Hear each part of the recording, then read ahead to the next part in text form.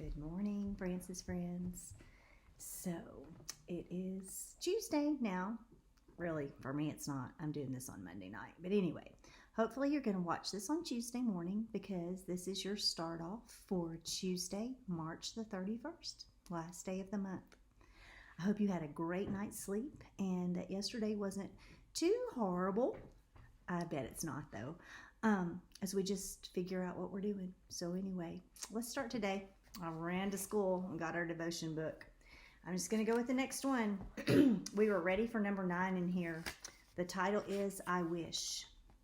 Ding-a-ling, ding-a-ling, rang the phone. Tim ran to answer it. It was Jerry, his friend, who lived across the street. Come over and see my birthday present, he said. Oh, boy, but it is a beauty.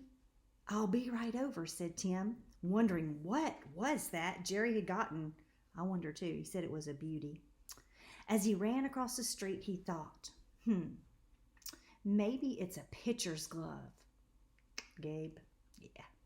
Or a cowboy suit, or more cars for his electric train. I think we'd all like that. Jerry stood at the door waiting for him, a broad smile on his face. It's on the back porch, he said, leading Tim through the house. Got any guesses? I bet y'all know. Tim stepped out on the porch, and there before his very eyes stood a 2-wheel bike. Oh, he exclaimed, that is a beauty. See the headlights, and here's the horn, and it has special brakes. Jerry had to stop for breath. He was so excited that he wanted to show Tim everything at once. Get on it, he said, and see if your feet reach the pedals. Dad just fixed them for me. Tim got on the bike. It was just his size. If only I had one like this, he thought. My old 3-wheeler will look funny next to this. Besides, I'm getting too big for it. Tim got off the bike. Guess I'd better go now, he said. We're having company for dinner. Back home, Tim told his mother and father all about the bike. It's black with red wheels, he said. It has a horn, lights, a basket fastened on the handlebars, and everything. Sure wish I had one like it. Jerry gets everything. You should have seen the presents he got besides that bike. Tim began to pout, and he left the room. I'll never get a bike, he said to himself. We always need money for something else. He looked at his own toys. They didn't seem half so nice after seeing Jerry's. He wished he had. Bam! Something fell in the kitchen. Then he heard his baby sister Susan crying. He ran to see what had happened. Baby Susan had fallen from her high chair. Get the car quickly, said Mother to Tim's father. We must take her to the doctor. Tim's father ran out to the garage. In a moment, they could hear the car in the driveway. Take care of Dickie, Mother called to Tim as she carried Susan out of the house. Poor little Susan, said Tim. Please, God, don't let her be hurt. Then he sat on the floor and played with Dickie. They looked at books and they played with new dump carts. And every little while, Tim stopped and listened for the car to come in the driveway. He waited and he waited. Even the clock seemed to tick more slowly. It seemed as though they would never come back. Then at last, he heard the horn. He ran to the door. Daddy had Susan in his arms. There was a bandage on her leg. Just a bad cut, he said. Whew, no broken bones. Did the doctor have to sew up the cut the way he did when I hurt my chin? Asked Tim. No, he just put some medicine on it and some adhesive tape. That's why we're not coming to school. You see what I just did with my nose? I can't keep my hands out of my face. Oh, I'm so glad, said Tim. Let me hold her. Susan smiled and held out her arms. Tim sat down and rocked her. You're the very nicest sister in all the world, he said. Nicer than a new bike? Asked Daddy, smiling. You bet, laughed Tim, giving Susan a big hug. The beginning of that story what was happening there. In Exodus 20:17, it says, "Thou shalt not covet." Somebody wanted something someone else had, didn't they? We had to stop for a minute and realize we don't need what other people have, and we're not to want what other people have. We have exactly what God wants us to have. And right now, I want you to look around and be thankful for the family that you have, because right now, you're home where you're supposed to be with the perfect family that God gave you. So look at them when you get a chance today and give them a great big hug and tell them you love them. All right, let's look at our work for today. Go to Tuesday on your sheet. We're going to take a peek, and I'm going to go through some things with you and see to it that you have what you need to have a successful day. All right, Bible, keep on working on it as you are now. Take your time. It's at your own pace this week. History, you're supposed to read your card again, and then you're going to review your questions. You can use your Bible to look up and read Matthew 27:28. And complete your picture chronology that you have. That's going to tell the events and put them in order of the Easter or Passion or Holy Week, as we call it. So those are fun. Some of those pictures, they might be a little confusing, but take a peek at them. I think if you really think about it and use our strategy, process of elimination, you'll figure those out. All right, in spelling, you're going to do lesson 95, except I've got a surprise for you today. I want you to write them with markings and syllable bricks. I would like for you to write them in your best cursive, and I would like for you to look them up and read them. But today you do not have to write the definitions down. So today, Spelling Tuesday, Miss Francis is giving you like on a bingo card, you get free pass. Well, you have no writing down definitions for today. That's your free pass from me. Okay, grammar. All right, you're going to look in grammar workbook, page 41. Go ahead and I hope you're in an organized little spot. Find your grammar workbook, 41. We're going to talk about a couple things in there happening today. All right, 41. Yours will be easier to come to because they're already torn out. All right, so exercise 1. You have 3 sentences to classify, okay? Your first sentence is a pattern 2. Number 2 is a pattern 3. Number 2 is a pattern 3, and number 3 is a pattern 1 sentence. So I'm going to say that one more time. Number 1, a pattern 2. Number 2, a pattern 3. And number 3, a pattern 1 sentence. All right, all you have to do on exercise 1 is classify those sentences. Okay, if you run into trouble, let me know. I think you'll remember, do your sentence flow. Okay, all right, exercise 2. Job 1, remember how we have to read these directions and we do what they say do first. So underline each verb or verb phrase. Okay, I'll give you a hint. Only one of them is a verb phrase. 2 words that work together to make the verb phrase. It's going to be a helping verb and a main verb in your verb phrase. Okay.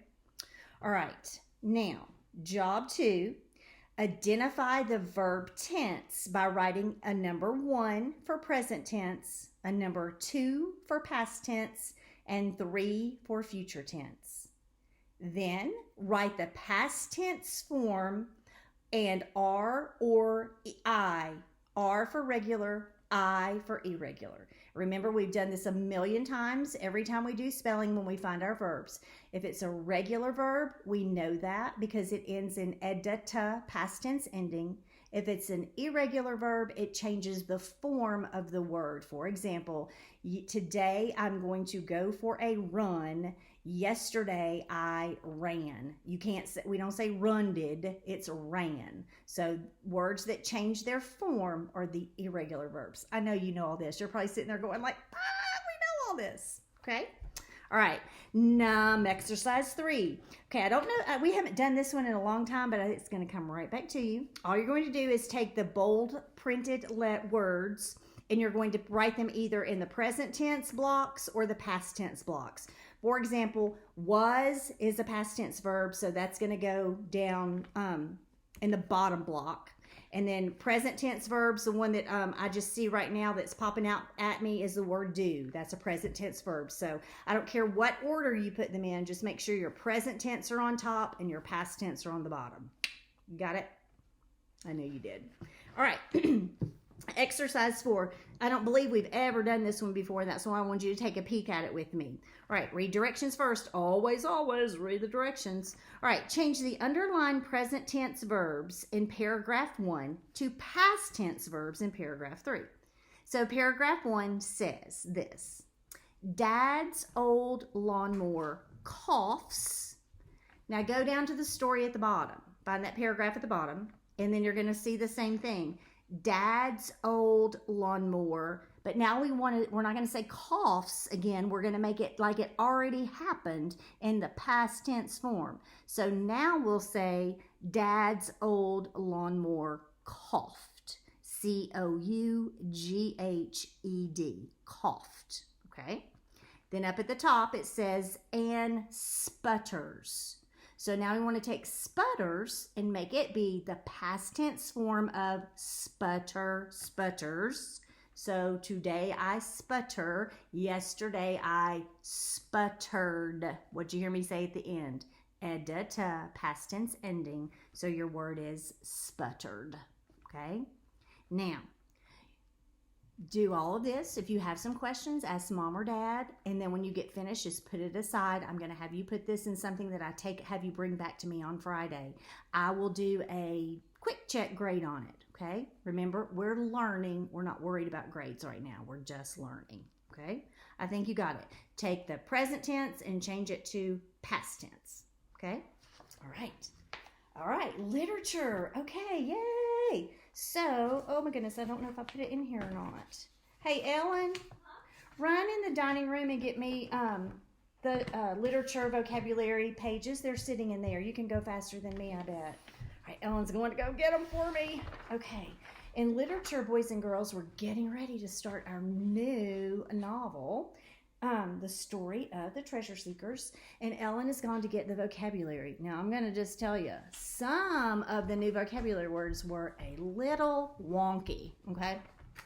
So, I said to myself, Self, why don't you help them with some of these words that might be hard to find in a dictionary and maybe even hard to find on Google. So, if you'll notice on these, there's some that I already wrote for you. The other ones, start with your dictionary.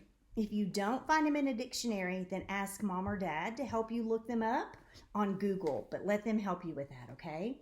All right, so fun new words to learn, like exquencher and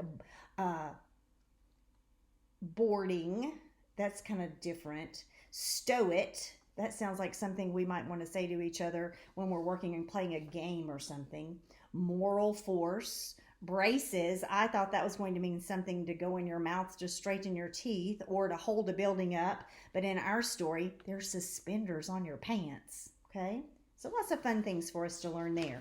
So you have, though, today and tomorrow to work on those. So let me count. Let's see. 1, 2, 3, 4, 5, 6, 7, 8, 9, 10, 11, 12, 13, 14. I would do 7 today and 7 tomorrow. Oh, sorry, 14, 15, 16, 17, 18. Change that. Do 9 today and 9 tomorrow. Or if you're just in a really great mood to move quickly, do all of them, whatever you want to do. And you can print. You don't have to write in cursive. Okay, all right, we're moving on down the line. All right, your next thing, I'm going to skip over and talk about science. You're going to complete practice page 120, rock facts today for your science activity. Okay? And then finally, you're going to take a math test. Math test. Chill. All right. When we take a math test, what do I always say? Do everything you can do without my help.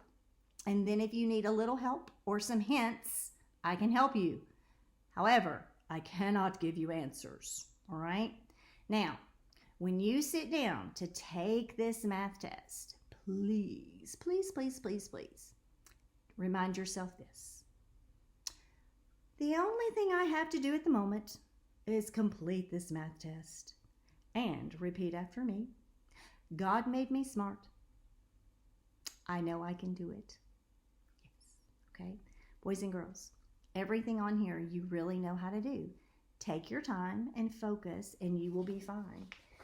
Get your little math test out, though. Let's take a peek at it together, okay? I'm not there to help you, so I want to give you some helpful hints before you get started. Number 1, some children are going to share some brownies, okay? That should be a hint to divide, okay? Number 2, I'm looking at it quickly, and it says, how many books did the children in 2 classes read together? It sounds like you're going to join something a certain way. Read it and decide the best way to join. I think you know. Now, number 3, I think they might be trying, they're not trying to trick us. That's not what it is. They're trying to make us really think hard. Listen to these directions. Color the circles to show 7/4. But the circles are all in one whole piece. You're going to need to do something to that circle to divide it up to show me the fourths, okay? Color the squares to show 9 halves or 9 seconds. You're going to have to do something to those squares too, because right now they're in one whole piece. So each square needs to get divided up somehow, okay? Now, write each improper fraction, remember what we think about improper fractions, to show them as a mixed number. Remember, that just means to divide it and make it a mixed number, okay? Number 4, write the name of each of the following polygons and draw a line of symmetry in each polygon, okay? So find the line of symmetry and draw it and name the polygon. Remember yesterday we reviewed the shapes and the number of sides. Okay, I'll review it real quick right now. Triangle is called a triangle because it has 3 sides. Tri means 3. Square, rectangle, or a quadrilateral will have 4 sides. A pentagon will have 5 sides. A hexagon, 6. Heptagon, 7. Octagon, 8. Nonagon, 9. And a decagon, 10. Okay. All right. Number 5. You can skip it. I don't know if you have your compasses at home. Skip it. It's okay. All right. Number 6. You're going to have to number your number line, and then you're going to tell where the A, B, C, and D are pointing to on each number line, and they'll be at a mixed number position, and you need to turn those and convert those into an improper fraction. Number 10. You're using your clock to answer the questions. Work that twice. If you get the same answer 2 times, you probably have it correct. If you get one answer one time and then a different answer, work it one more time. Just check yourself. I think you got this. Number 8, you're going to make conversions and then use comparison symbols to show greater than, less than, or equal to. So everything on there looks like you know, I feel like you'll know what you're doing. Would you convert 6 hours or 400 minutes?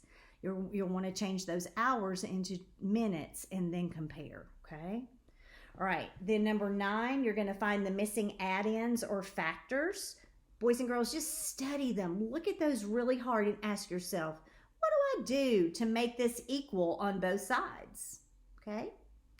And then number 10, find each product or quotient. 1, 2, 3. So 5 problems just to solve and work there. Take your time. Do your best work. You got this. Okay? All right. I think that's our day, guys. Remember, be flexible. Be easy on yourself. And remember, we're just learning. We're learning at home. We're learning with Miss Francis on a computer. And I'm going to make mistakes. You're going to make mistakes. But we're going to love each other through our mistakes. And it's okay. All right? I hope you have a fantastic day. Do your best work. Ask parents to help when you need help. If that's not working, you're welcome to call me or FaceTime me. I'll be checking in with you. Not today. If you need me today, you guys get in touch with me. If you don't need me, though, I'll be checking in with you tomorrow. Everybody, for sure, no doubt. Okay? I love you, gobs and gobs. Have a great day. Bye.